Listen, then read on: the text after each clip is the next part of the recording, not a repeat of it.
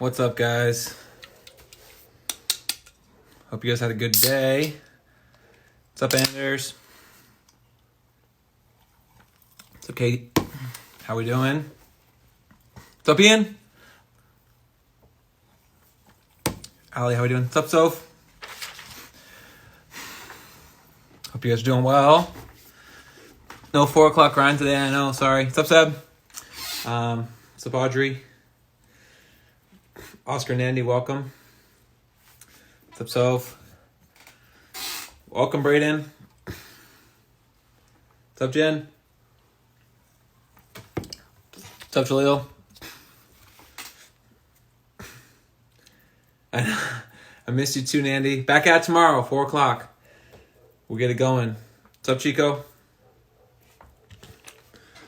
Hope you guys had a good day. Cool. What's up, Brew?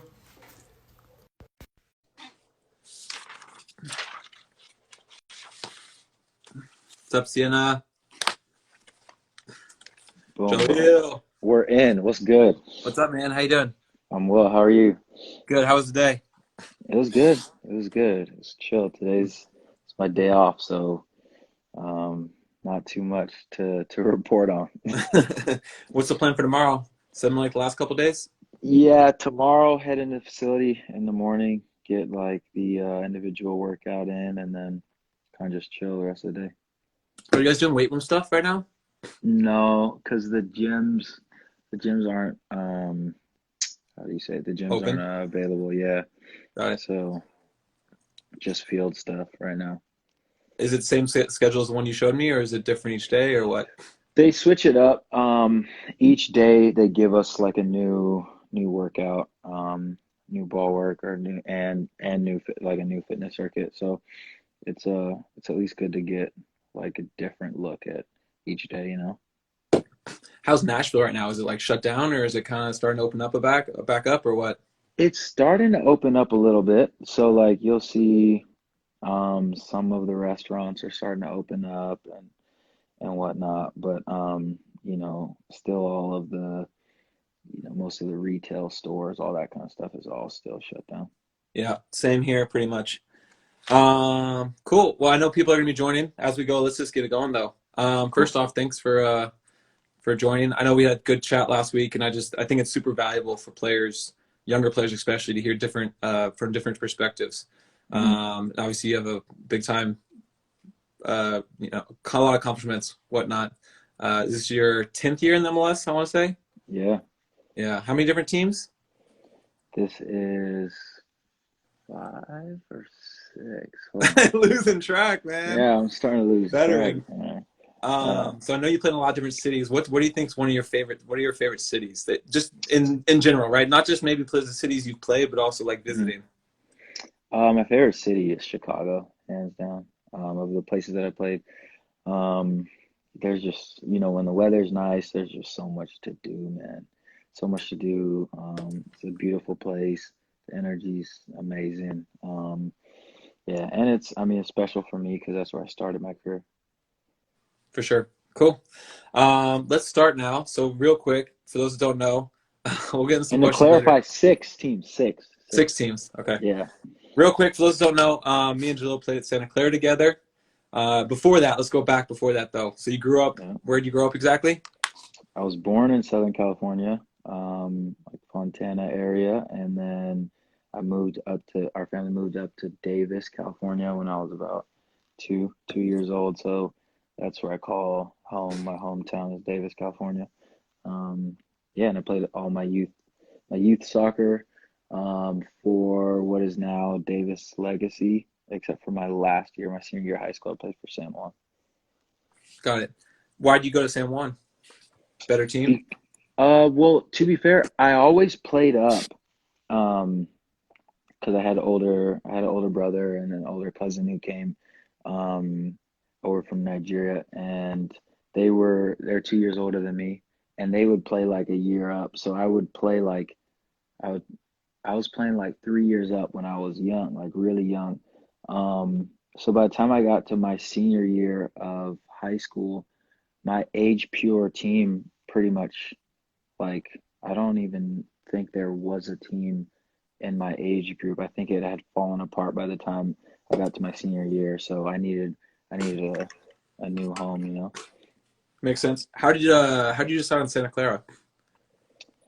Well, it was coming out of high school, it was, by far the best option for me as far as everything that I was looking for. I was looking to play at, um, you know, a university that its academics were in the top caliber, and um, the athletic program was in there with the soccer program as well was at the top caliber.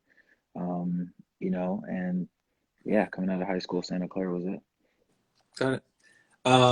So my memories of you at Santa Clara, I remember you come in, I thought you were just like super cool guy. Like I liked how you were like a lot of freshmen, you come in and you either got like the big eyes or you're kind of scared, but no, you were just you from the get-go. So just like a good guy off the field, no question, and on the field, like you're one of those guys that I loved when it was like, I want you on my team. And then Hmm. if I knew of like at the same time though, but I was like excited when you're on the other team because like, all right, yeah, let's go. Yeah, Um, I remember one time specifically we're playing flying changes and it was like early in the year. And we're playing and everyone's trying to feel each other out because it was the first couple weeks of the season and you hit like a banger from like 25. Like ripped one and it was in the top corner and I was like, holy crap, that was and like then your demeanor after you were like, let's go or you just like yeah, you were all about it. I was like, damn, glad to have him on our team. So that was legit. Um, I was thinking too that team we had was pretty stacked yeah, my we were senior year. stacked. We I were think we I were think really we had good. like 8 or 9 guys that ended up playing MLS or more. We were really good, man. Obviously underperformed, which is frustrating. But soccer sometimes the best team doesn't win, sometimes the best team doesn't play that well. But True. yeah, it was a good experience. Um, I know we got a lot of kids. There's a lot of kids that I work with, and we kind of talked about this last week. What if you going back and you're like elementary school and you're telling your elementary school self like Hmm. what would you want to focus on? Yeah, that's an interesting one because I've been asked questions like that in the past, and it's really hard to actually say what I would tell my elementary school self now, knowing what I know, or, you know, something like that, because the times change. Like when we were in elementary school, the things that we were focusing on were probably a little bit more cutting edge than what some of the other soccer players are focusing on. But now that's not the case. So I guess what I would tell my younger self was to, yeah, find ways to do certain things that other people just aren't doing if it's something that you want to do at a high level. So for us, it was we we had a lot of, when I say us, I mean you and I, from a young age, we had a lot of passion for the game and like playing it at the highest level that we could. Whether it was when we were in high school, we just wanted to be competitive and play at the best of our abilities, or then once we moved on to the ranks, the same always kind of rung true. So to younger guys, if they are in, let's say, junior high playing, try to figure out what the high school kids are doing, so then you can kind of stay like above the transition phase, or ahead of the transition phase, you know. And then guys that are in high school try to look at some of the things that the college guys are doing and do those things. You know, and then those who are playing in college and they want to play professionally try to look at what some of the professionals are doing, and then you can kind of use that to stay above or ahead of the curve, kind of. I like that because most people they just look at pros, they're like, oh, I want to be Ronaldo or Messi, but like that's a little bit more something that you can relate to directly. Like you're a seventh grader or whatever, let me see what like a ninth grader who's really good, what is he doing? And then Hmm. you're a ninth grader, all right, what are like the juniors and seniors doing really well? Then you're junior senior, all right, what are the college? I like that idea. um yeah, for me, I think the thing, what do you think of some of the things that like the biggest indicators from going from college to pro were? What were the biggest factors for you for college to pro? Like the guys that um made it pro or ended up playing pro, what was the difference between them and regular college players? so being able to adapt, and that's a very general statement, but I can go more in depth in the sense that anytime you move into a realm that you've never been in before, so when you make the jump from college to pros, you're now in an environment where uh, it, firsthand experience wise, you know nothing about. You are learning everything that the lifestyle entails. You're learning everything about what the game on the field entails. And if you can adapt to what is required to perform at a high level at that new level or realm you find yourself in, is pretty much the people that kind of get either weeded out or don't last as long. So being able to adapt is is everything I found in my professional career. What do you think guys in college can do, or like prepare yourself? Look at guys in pro and see what they're doing, and I would say so. I would say so. And I was really lucky though, because in that specific moment in my life when I was in college still, and you guys were playing in MLS, you, Hatsky, Peter, Jide was playing overseas.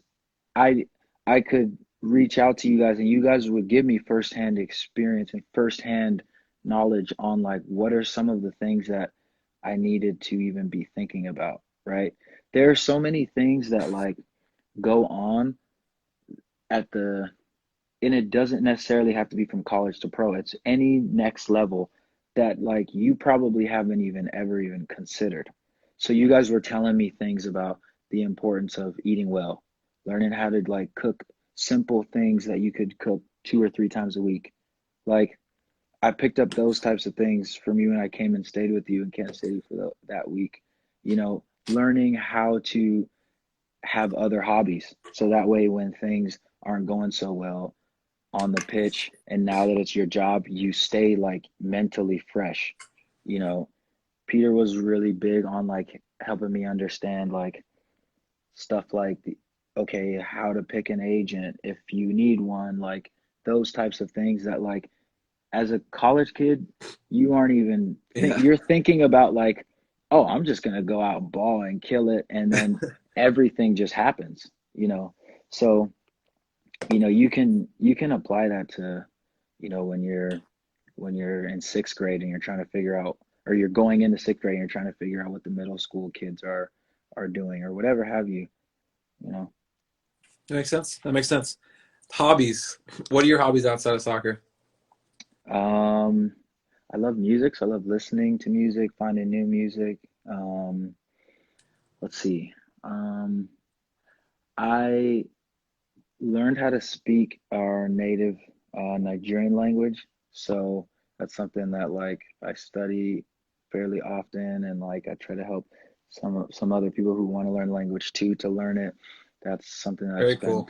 yeah a decent amount of time on off the field. Um, I'm not a huge video game guy. I won't like sit at home and play video games with myself much. Um, but like if the homies want to like hop on FIFA or like I'll play like Mario Kart and stuff like that. So just kind of keep things balanced out. I started to cook more, just you have to have hobbies. Those become key as you move into you know, if you're playing professional years because in college, like a lot of your schedule is a lot more packed and you're a lot busier and you also have like hobbies that are like right there, readily available for you because you have like everyone's there like in the dorms or like campus life is it breeds,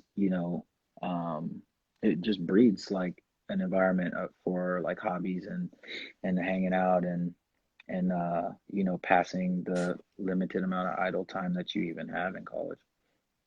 Yeah, I thought that was really weird because like in college, I felt like you had a lot of free time, and then you get to pro, and you're like done with your day at noon a lot of days, and then you're like, okay, what do I do the rest of the day? Right. Um, a lot of guys play video games, right? They're young guys mostly, right? Movies, TVs. What other hobbies? What's like some of the weirdest hobbies you've seen? Maybe not weirdest, most interesting you've seen from players. Um, yeah, like when this whole, I know it's in the same realm, but when like Fortnite started, I used to think like, okay, Fortnite was just like younger kids. I have my younger sister, she's 14, so I was thinking like, okay, like my little sister's age mates are playing Fortnite all the time. Nah, my teammates were all about it. I was like one of the outcast dudes that like didn't play Fortnite or anything like that. Um, let's see, weirdest hobbies. For anybody out there that like plays video games a lot, I guarantee you can play against pro players because like Yeah, tons of for pros sure. play video games, like all Absolutely, sports. for Um, sure. any interesting hobbies that come off the top of the head? Not that I can not that I can think of off the top of my mind right now, but I maybe thought it was some will pretty come to interesting me. I thought it was interesting when I was in Kansas City. John Leathers, my Mm-hmm. roommate, really good guy, and he was like all about finance. Like he was actually, I was a Uh-huh. finance major, but he was like next level. He'd go in Mm-hmm. his room and like read and check out stock trends for like 4 hours a day. It was hardcore. Dude was a smart guy, very smart guy. Yeah. Um, I know some yeah, guys who are into finance and investing and those types of things. Those are very good um I mean life skills and life hobbies that'll I don't even want to say it. You can't even call that a hobby. It's life skills that, for sure. you know. Personal finance is huge. I actually I have like 20 or so agility coaches, and Hmm. we had like our agility meeting at the beginning of the year, kind of like laying out, reminding coaches this is how we do things, this is why we do things, and also I like put a little bit of personal finance like overview, like this is Yeah. like investing, this is where you need to put your money, like this is why debt's bad and compound interest can be worked for you or against you. Yeah, because I think for me that's one of the things I think more people need to have like an Agreed. understanding of basic personal finance. Yeah. Um, I wish that was more of like what you come out of college or and even high school understanding because you have no idea when you come out of college more yeah, often than not. yeah. All right. So athletes obviously have a lot of free time. That's one of the benefits. What are some of the perks of being a professional athlete? Yeah, for me, well, the obvious one is being able to do what you love to do. That's obvious. But for me, one of the major um, benefits is being exposed to a melting pot of cultures consistently and like in a very like intimate, in-depth way. So like, I've been able to pick up like conversational Spanish like well now because of the amount of years that I've spent with like a lot of Spanish speaking guys and not just Spanish speaking guys that can speak both English and Spanish, guys that can't even speak any English. So it forced me to like use the limited amount of Spanish that I had from like, my years in high school and maybe like 1.5 semester or whatever in college that you had to like baseline communicate with guys to then getting into like talking about strategy and tactics and then that permeates into talking about life and all that stuff, which it would have never been a skill that I would have acquired had I not played. Um, so, and it's great because I grew up in a multicultural household or a household. So it's like it's really cool to see that happening in um, multiple levels and so like I said, so intimately you pretty much live with your teammates because you spend so much time with them in the locker room and traveling and on the bus, all that stuff. So the cultural aspect for me is a major perk. Getting out and seeing parts of the country for sure and parts of the world that I would have never um, seen and experienced so well. Because when you come from Davis, like it's a small place, so like your perspective of the rest of the country is small. So being able to like know New York well and like DC well and like those types of big cities, Atlanta, being able to live in you know a decent amount of the major cities across the country is something that like it was never like deemed impossible to me in my mind, but like it rarely even crosses your mind when Yeah. you come from a small place like Davis. Cool. How about flip it? What do you think of Hmm. the things that like people don't see maybe that kind of the downside of being a professional athlete? Oh yeah. So all of all of those things, except for doing what you love on the day to day, it can they can be negative things depending on your aspect, your outlook too, and your attitude. Like, if you're a type of person that like doesn't that needs like a homogeneous cultural experience, it might be a little bit difficult for you to kind of like relate to guys in the locker room and stuff like that. Um, you know, moving around and traveling a lot can be very difficult too. But for me, what I'll say, the difficult aspects or the things that like people don't see that like, I would say is the time spent away from your family that you can't control, you know. Most of the time, or in a lot of other endeavors, if you are away from your family, it more often than not is a choice that you've made to say, okay, I'm gonna work here, um, you know. But for us, it's like you make the choice to play and then pursue it, and then you essentially are playing where the game takes you.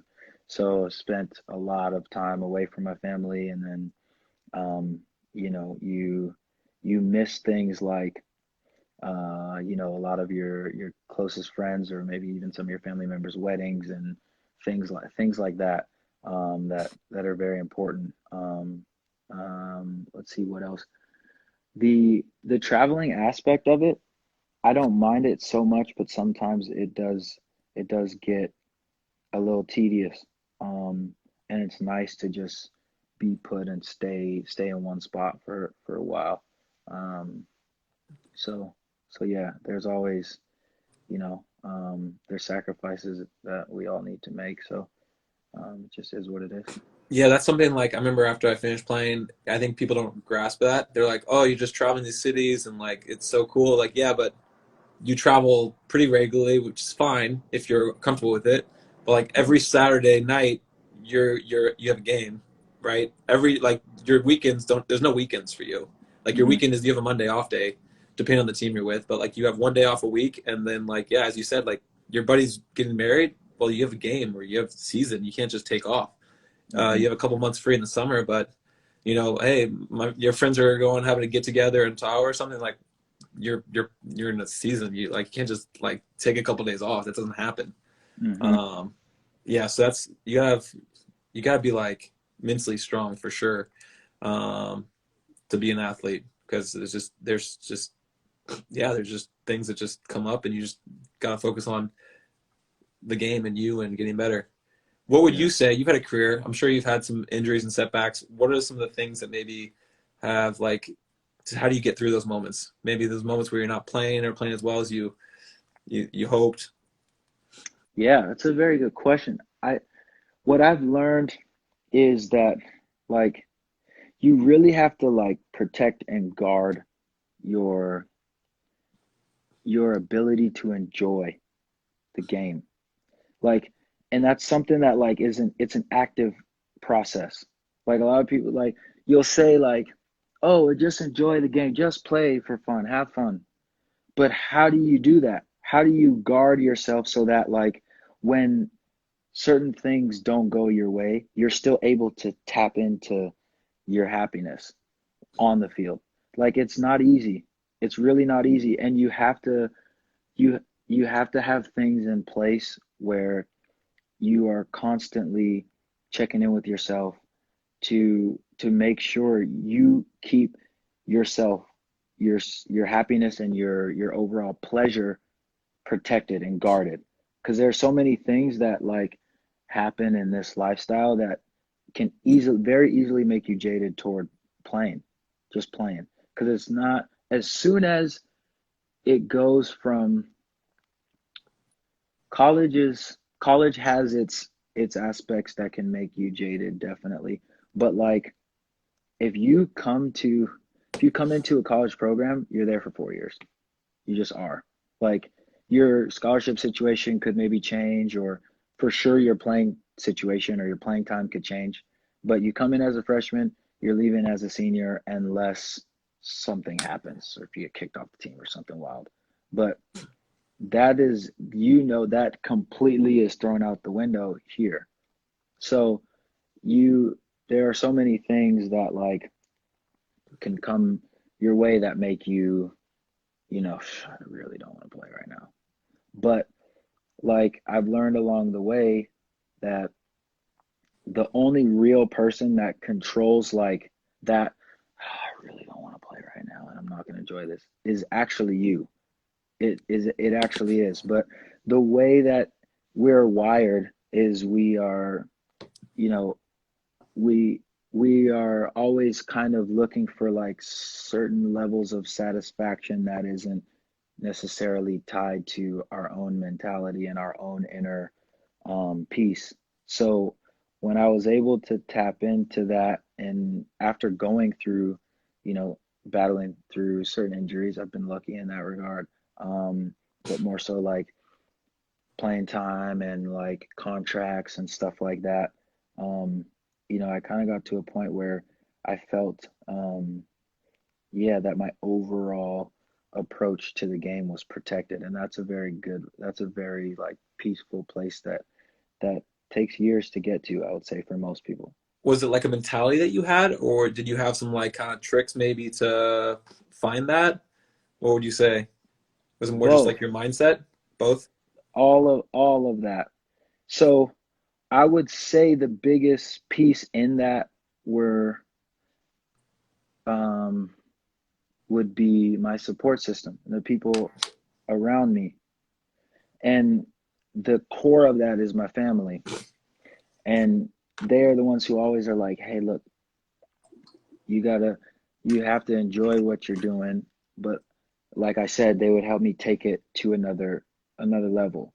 So you find ways to, for example, if you haven't been playing for a stretch of 5 games, let's say, you I would call and check in with my family, and they would say, okay, you know, don't get too bogged down on the fact that you aren't playing right now. Because if you do, and then you get your chance, you won't play well, and then it's gonna be like a double whammy on top of that.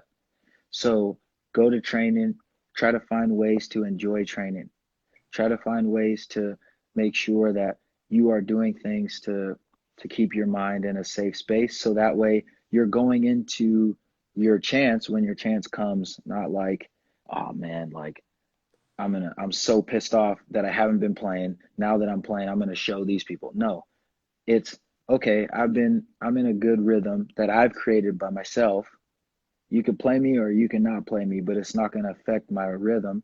Now, so once you get in, your rhythm is like this. Then you get in and your rhythm stays like this, as opposed to you're like this, and then you're kind of like like your edgy rhythm is like this. So then once you get in the game, you can't catch this flow. So it's definitely a mentality, it's definitely an outlook, it's definitely little tricks I've learned is like, you know, if you hate the session, like you hate the training session, it just did not go well.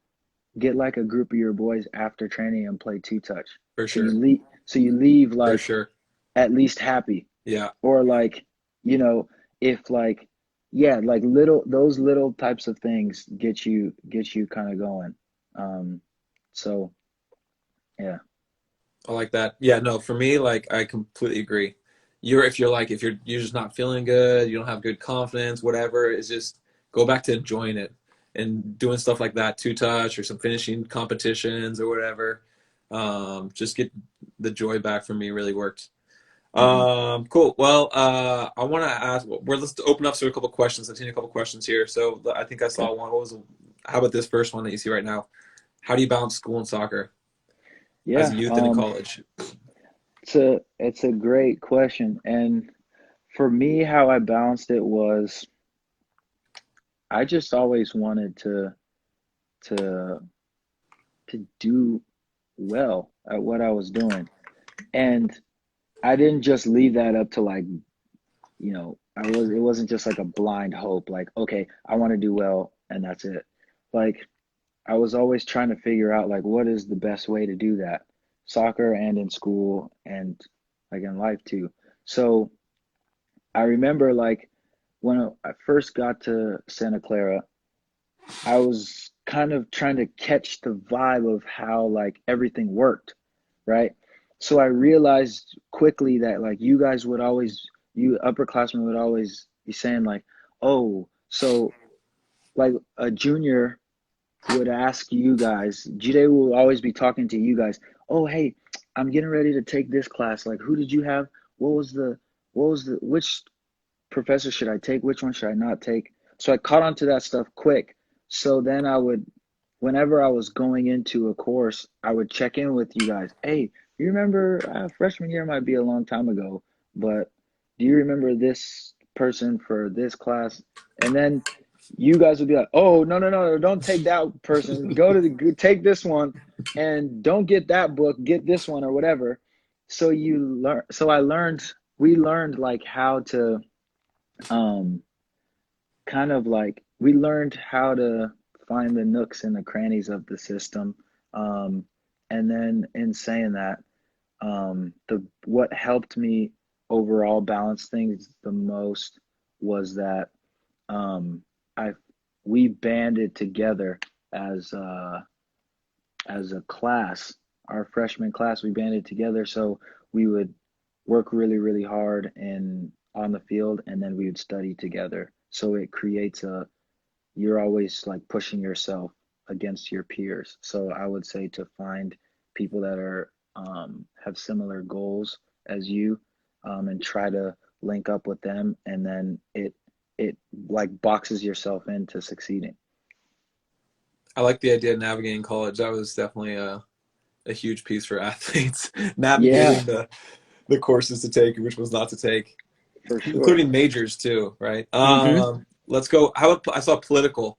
Like I know a lot of people think sports in general, right? People can say there's the politics involved. How did you, especially pro, by the way? I think pro for me, that's there's some very big politics, right? Because Sure. just look at it from the outside, these guys bring in these European guys for millions of dollars. Guess what? Those guys are going to play. They're signing these designated players, so it's you're an American, right? You're not getting maybe making as much money as some of these other guys. You don't have as big a name as these other guys. You don't have as much experience. So like, what's the incentive for the coach to play? I always thought that was tough. And for me, I just usually you just got to put your head down and work on yourself. You can't blame anybody else. It's all on you. You got to be accountable for yourself. So politics happens soccer, but you can always point the finger in life. But at the end of the day, like you got to look inside for me, and you got to get stuff done. Um, 100%. that's how I view politics. It's like yeah, it happens, but at the end of the day, if you work hard enough, you prove enough, like you'll get there. Yep. Um, cool. Did you see the one about the 9-year-old self? I know you kind of said some piece, but so the for the 9-year-old piece, as far as like looking back at your 9-year-old self, wasn't Mhm. it pretty much just like look at the 10, 11-year-old, see what they're doing and try to replicate So them?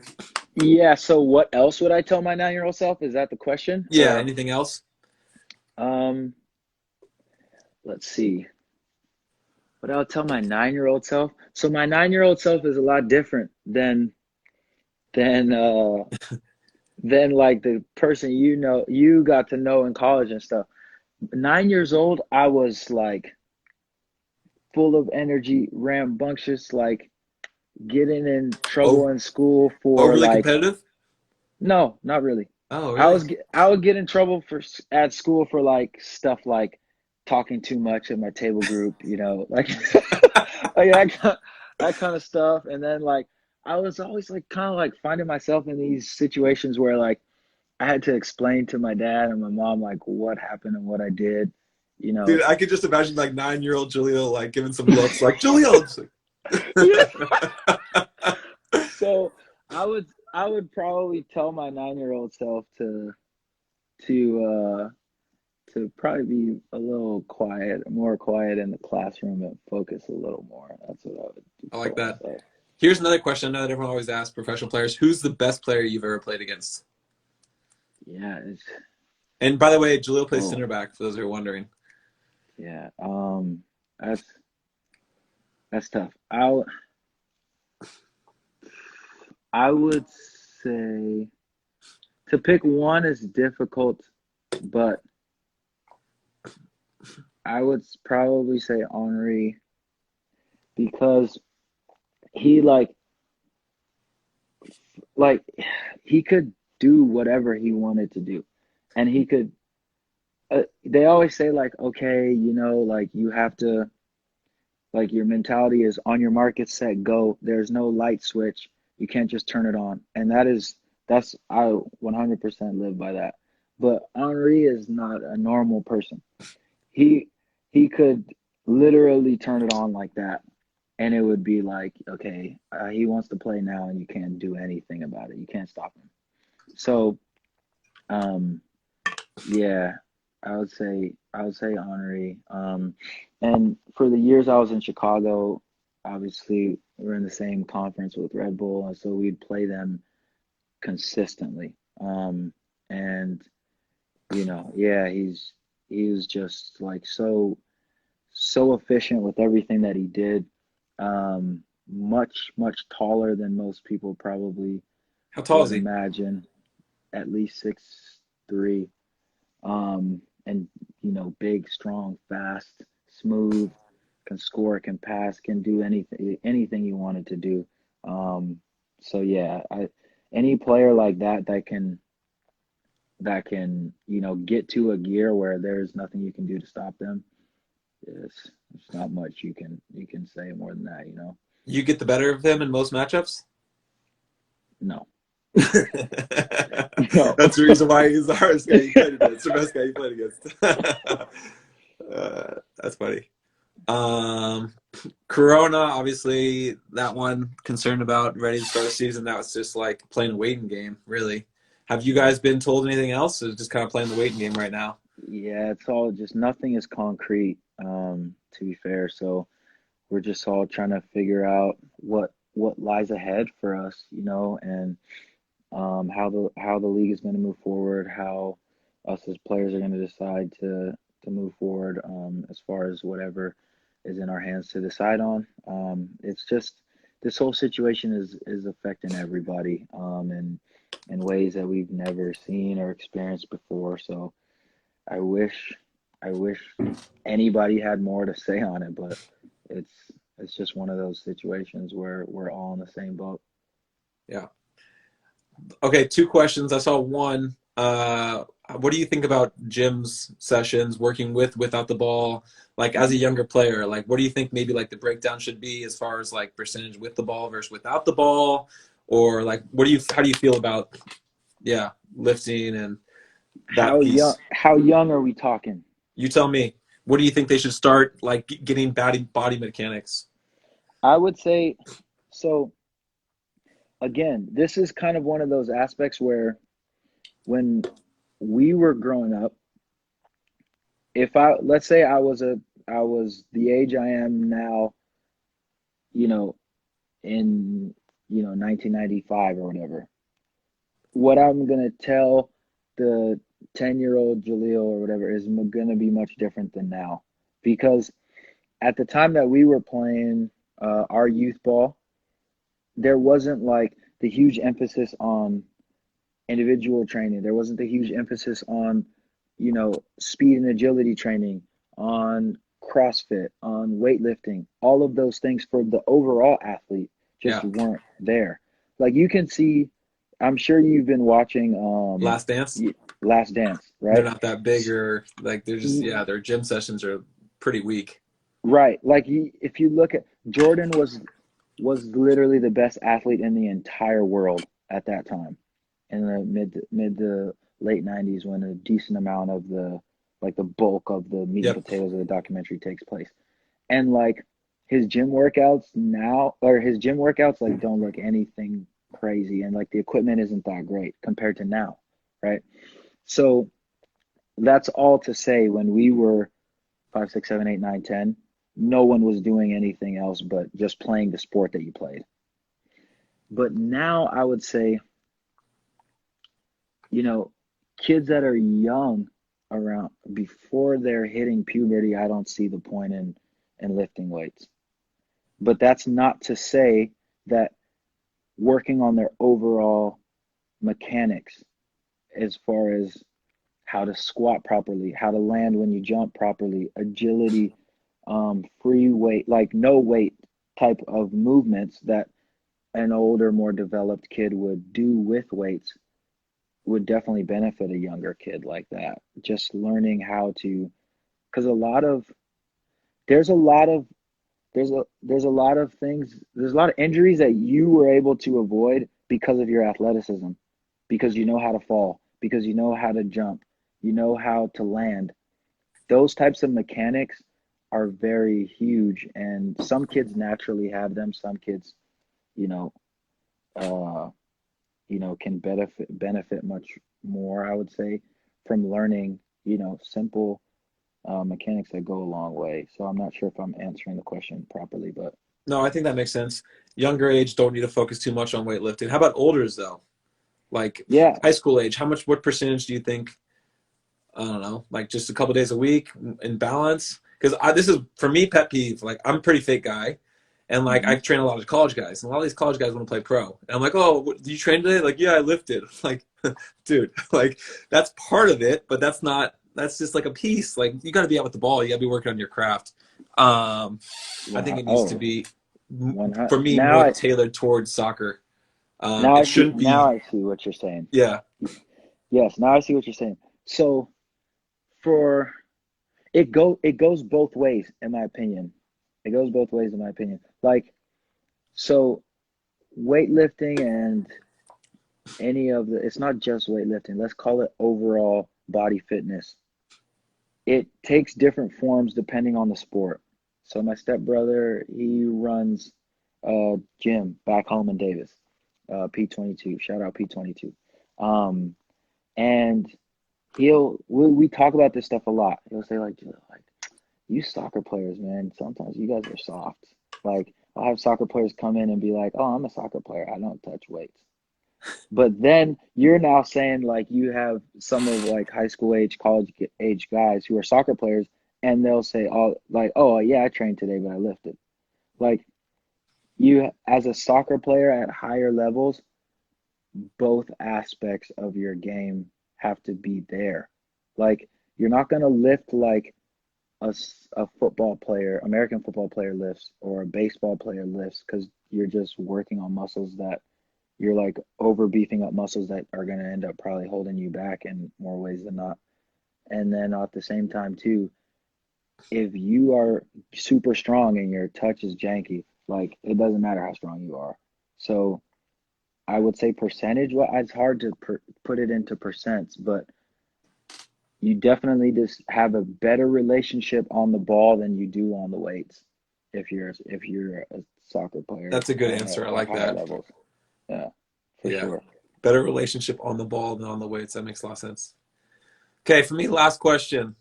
What are you looking forward to? Either this weekend or like a couple months from now? Anything that's on the horizon that Jalil's just like, dude, I'm excited for that. Yeah. It okay. So this is kind of one of those things that like I was talking about as far as like how to control and protect like your happiness, right? So like in this current time, what the challenge like directly ahead of like me and all athletes really is how to keep yourself like fit and like mentally engaged. So that way when things like start to roll back around, you are like, in a space where you're excited to get back to it.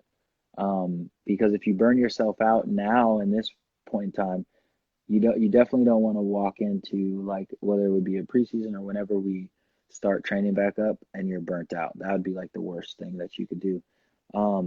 So for me, what I look forward to is, let's see, in the next week or so, I I just recently got a new bike.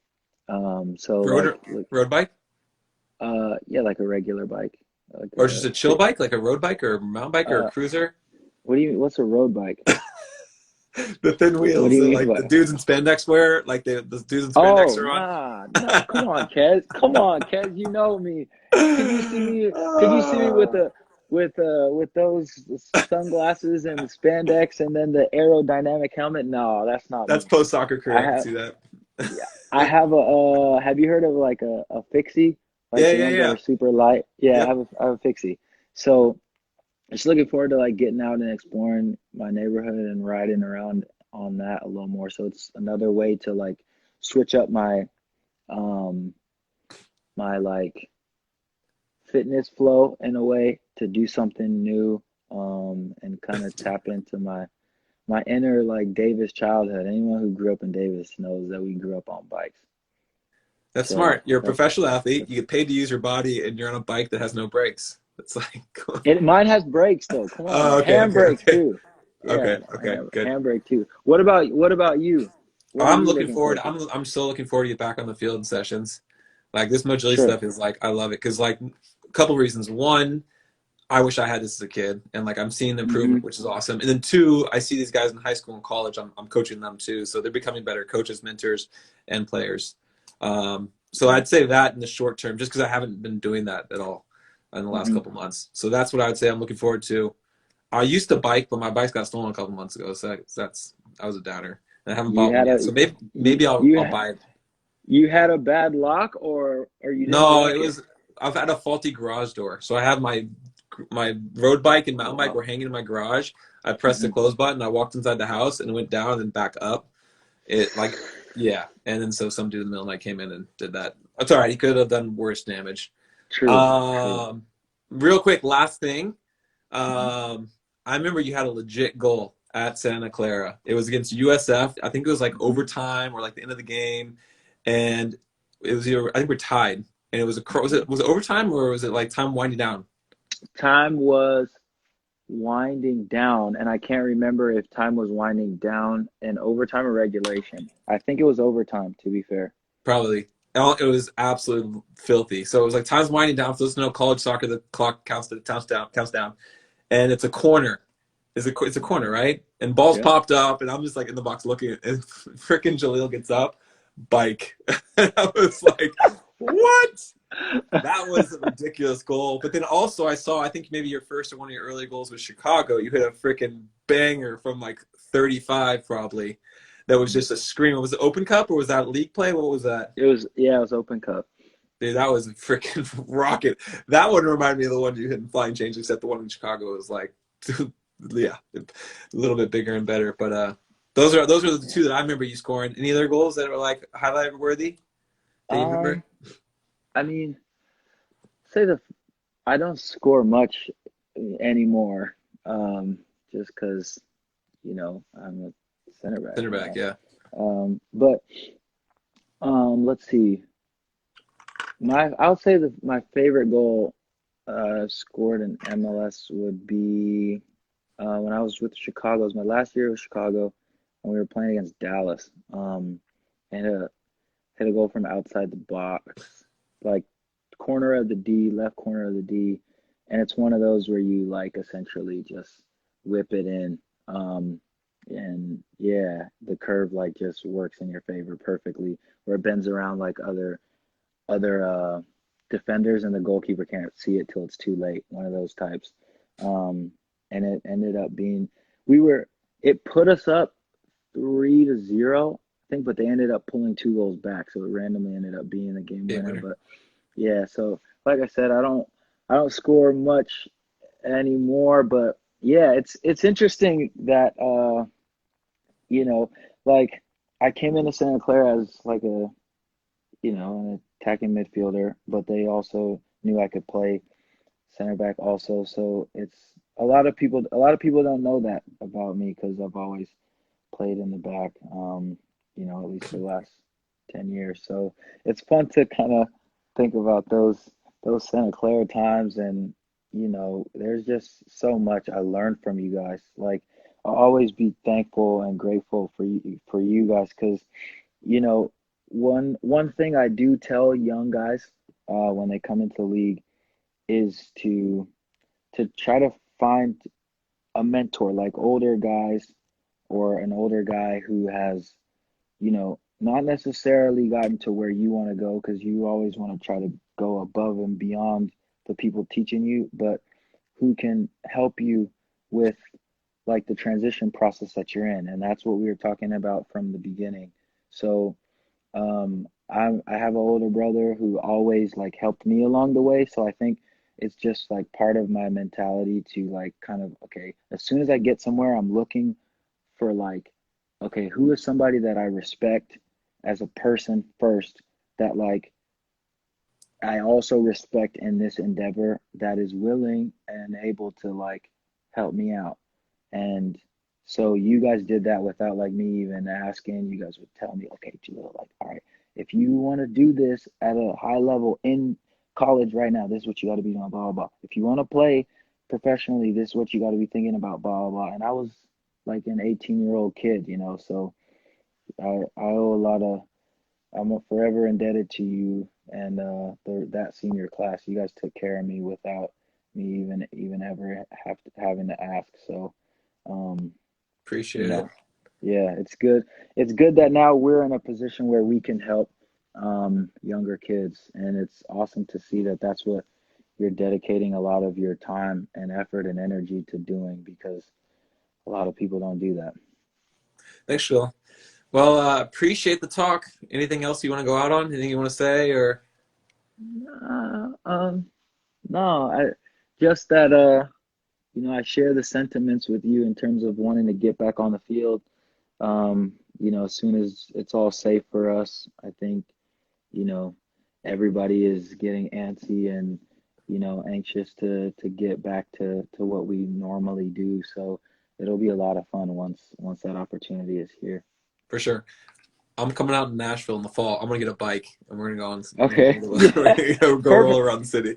Perfect. But I'm not doing a Kes 20 miles thing, hills and all that. I'll No, you'll do, lead the way. I'll let you lead the way. all right, I'll keep it to 10 miles is my cap All right right, sounds there. good. All right, All chill, right, man. Thanks, brother. man. Take Take care. care. All right. See ya.